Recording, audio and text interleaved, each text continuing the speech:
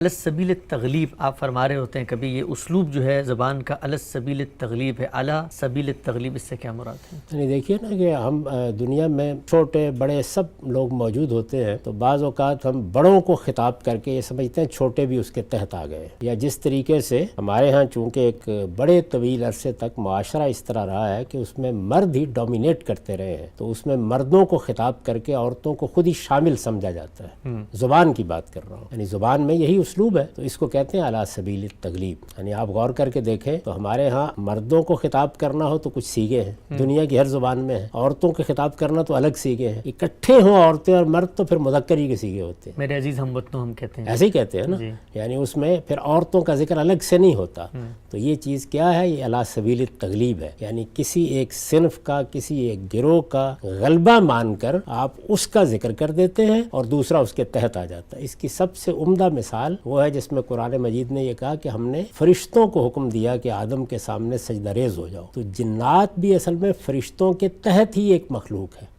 یعنی بس اس سے چند قدم نیچے سمجھیے، تو وہ حکم میں شامل تھے، یہ آگے استثناء نے واضح کر دیا۔ تو اس کو کہتے ہیں کہ جنوں کا ذکر کرنے کی ضرورت نہیں تھی، فرشتوں ہی کا ذکر کافی تھا، وہ اعلیٰ سبیل التغلیب اس میں شامل تھے۔